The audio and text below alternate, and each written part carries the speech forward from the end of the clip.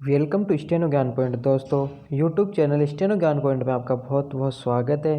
दोस्तों इस वीडियो के माध्यम से अपन दो टाइप की डिक्टेशन लेंगे, जिसमें अपना पहला टाइप रहेगा 70 शब्द प्रति मिनट की एडिटोरियल डिक्टेशन, और जो दूसरा होगा वह 80 शब्द की प्रति मिनट की एडिटोरियल डिक्टेशन। तो दोस्तों अगर डिक्टेशन की PDF आप अगर प्राप्त करना चाहते हैं तो वीडियो के डिस्क्रिप्शन में दिए गए लिंक को फॉलो करके आप वहां से प्राप्त कर सकते हैं। और अगर दोस्तों आपको वीडियो अच्छा लगे तो वीडियो को लाइक करें, और अगर आप हमारे चैनल पर फर्स्ट बार विजिट कर रहे हैं तो हमारे चैनल को सब्सक्राइब एवं शेयर जरूर करें, और साथ ही बेल आइकन को प्रेस कर लें ताकि आने वाले डिक्टेशन से संबंधित नए वीडियोज की नोटिफिकेशन आपको सबसे पहले प्राप्त हो सके। तो चलो दोस्तों डिक्टेशन स्टार्ट करते हैं जस्ट ही 5 सेकंड बाद। Yes start. करीब महीने भर से लद्दाख क्षेत्र में भारत और चीन की सेनाएं संघर्ष की मुद्रा में हैं। विराम। हालांकि यह पहली बार नहीं है जब वहां वास्तविक नियंत्रण रेखा पर ऐसा तनाव पैदा हुआ है। विराम। दरअसल लद्दाख क्षेत्र में एक बड़ा इलाका ऐसा है जिसमें सरहद की निशानदेही अब तक नहीं हो पाई है। विराम। इसके चलते कई बार अतिक्रमण का विवाद खड़ा हो जाता है और दोनों देशों के जवान सक्रिय हो जाते हैं। विराम।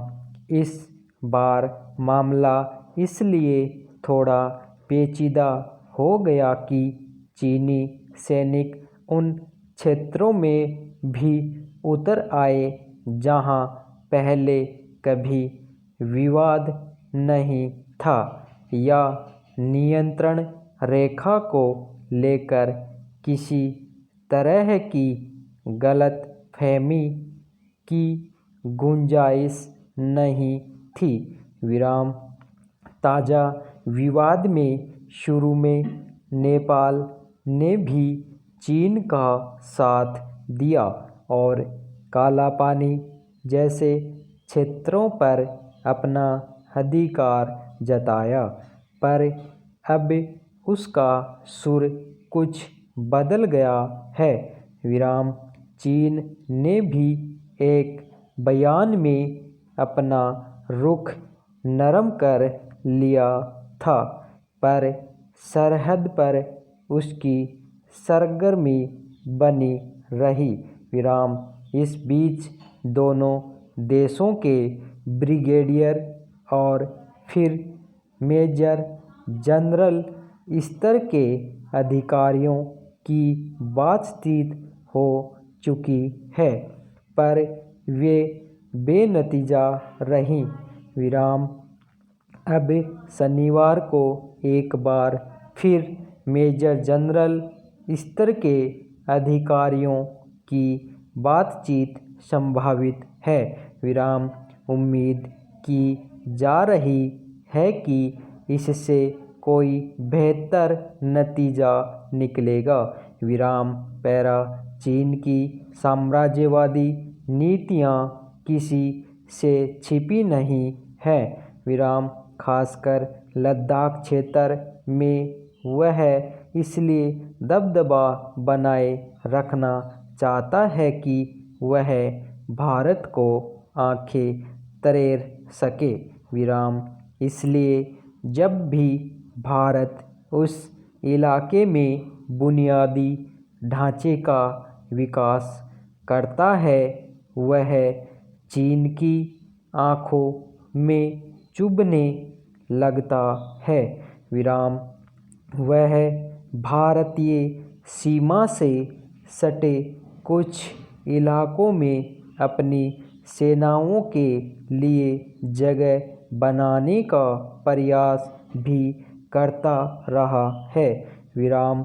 इसी कड़ी में वह पाकिस्तान और नेपाल को भी अपने पक्ष में खड़ा करने की कोशिश करता रहा है। विराम पाकिस्तान में उसने सड़क और बिजली आदि परियोजनाओं पर खासा खर्च कर उसे अपने पक्ष में कर चुका है। विराम इसी तरह नेपाल में भी उसने विकास परियोजनाओं में निवेश करना शुरू किया है। विराम यही वजह है कि लंबे समय से भारत के करीबी दोस्त रहे नेपाल का रुख भी बदला हुआ है। विराम मगर भारत उसके दबाव में कभी नहीं आया। विराम चाहे वह पिछले साल डोकलाम में चीन की गतिविधियां बढ़ाने का मौका रहा हो या फिर लद्दाख इलाके में सड़क बनाने पर चीन की आपत्ति, भारत ने सख्ती से अपना पक्ष कायम रखा। विराम पैरा दरअसल सबसे जम्मू कश्मीर की स्वायत्तता समाप्त कर दी गई है और भारत ने उस इलाके का नया नक्शा पेश किया है। तब से लद्दाख क्षेत्र को लेकर चीन कुछ अतिरिक्त सतर्क हुआ है। विराम उसे लगने लगा है कि अगर भारत को उस इलाके में बुनियादी ढांचा विकसित करने से नहीं रोका गया तो भारतीय सेना की चीन के बहुत करीब तक पहुंच आसान हो जाएगी। विराम इसलिए उसने सीमा पर सामरिक सरगर्मी बढ़ा दी है। विराम मगर जिन हिस्सों को लेकर वह आपत्ति उठा रहा है उनकी निशानदेही बहुत पुरानी है और उनमें भारतीय गतिविधियों से किसी भी तरह अंतर्राष्ट्रीय समझौतों का उल्लंघन नहीं होता। विराम फिलहाल दुनिया एक ऐसे दौर में पहुंच गई है जब राष्ट्रों की ताकत अर्थव्यवस्था और तकनीक से तय होने लगी है। विचित्र है कि चीन गोले बारूद के जरिए अपनी हैसियत जाहिर करने का प्रयास करता है। विराम इससे उसे कोई लाभ नहीं मिलने वाला। विराम इसलिए उम्मीद की जाती है कि बातचीत के जरिए जल्दी ही मतभेद दूर होंगे और दोनों देशों की सेनाएं वापस लौटेंगी। विराम चलो दोस्तों, अब होगी 80 शब्द प्रति मिनट की डिक्टेशन स्टार्ट। यस, केरल के पलक्कड़ जिले में एक गर्भवती हथिनी की मौत ने मनुष्य समाज की संवेदना और समझ को एक बार फिर कटघरे में खड़ा कर दिया है।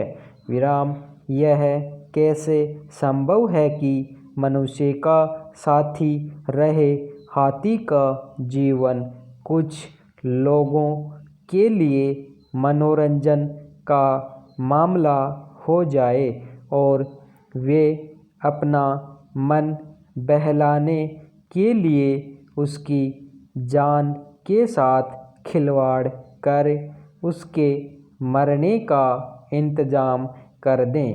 विराम पलक्कड़ में जिस हथिनी की जान चली गई उसने जंगल में विस्फोटकों से भरा एक फल खा लिया था जिसे किसी ने शायद जानबूझकर वहाँ रख दिया था।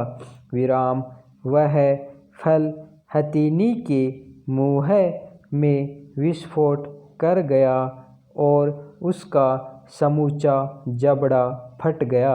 उसके दांत भी बुरी तरह घायल हो गए। विराम दर्द और जलन से छटपटाती हथिनी राहत की तलाश में एक नदी में जाकर खड़ी हो गई और वहीं 3 दिन तक खड़े खड़े तड़पते हुए उसकी जान निकल गई।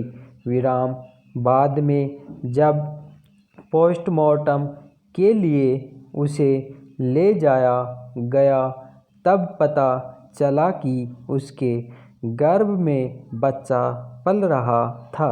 विराम इस घटना का ब्यौरा निश्चित तौर पर किसी भी संवेदनशील इंसान को दहला देने के लिए काफ़ी था। विराम यही वजह है कि देश भर में इस पर तीखी प्रतिक्रिया आई और इसके दोषियों को खोजकर उनके खिलाफ सख्त कार्रवाई की मांग की गई। विराम पैरा यह प्रथम दृष्टया महज एक पशु की मौत की घटना लगती है, लेकिन इससे जिस तरह के पहलू जुड़े होने की खबरें आई हैं वे परेशान कर देने वाली हैं। विराम जिन लोगों ने अनानास में विस्फोटक भर कर हथिनी के खाने के लिए छोड़ दिया, उनकी संवेदना का स्तर क्या होगा? ऐसा करने वाले को क्या विस्फोटक से होने वाले नुकसान और उसकी तकलीफ का अंदाज़ा नहीं था? अब वन्यजीव संरक्षण अधिनियम के तहत संबंधित धाराओं में इस मामले में अज्ञात लोगों के खिलाफ मुकदमा दर्ज कर लिया गया है और हो सकता है कि पकड़े जाने पर दोषियों को सज़ा मिल सके। विराम सही है कि कुछ ऐसे जंगली और हिंसक पशुओं से इंसानी आबादी की सुरक्षा जरूरी है, जो किन्हीं वजहों से जानमाल के लिए घातक हो सकते हैं।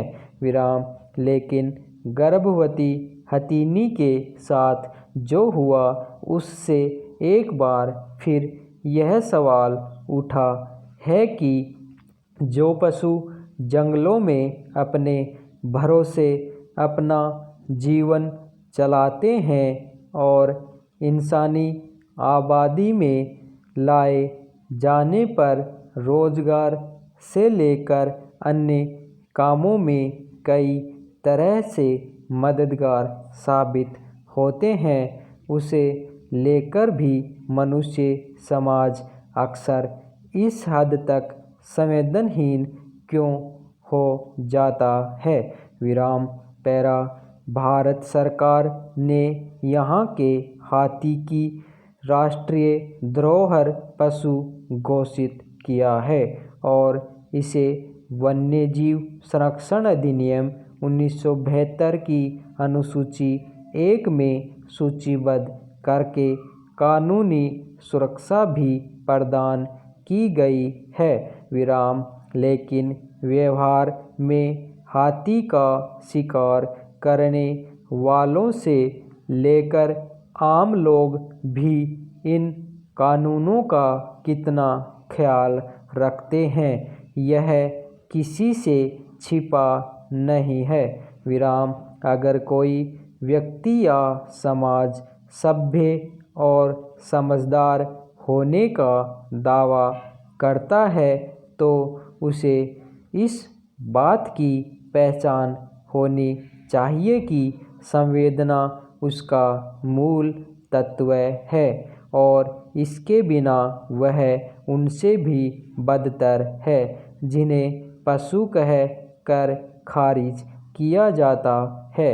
विराम हाथी कई लिहाज से मनुष्य का एक साथी होने के नाते हमारी संवेदना और संरक्षण का हकदार है। विराम उसके खिलाफ किसी तरह की बर्बरता करके हम उसकी जान ले सकते हैं, लेकिन इसके साथ ही अपने इंसान होने के सबसे बुनियादी तत्व यानी संवेदना को गंवा देंगे। विराम। धन्यवाद।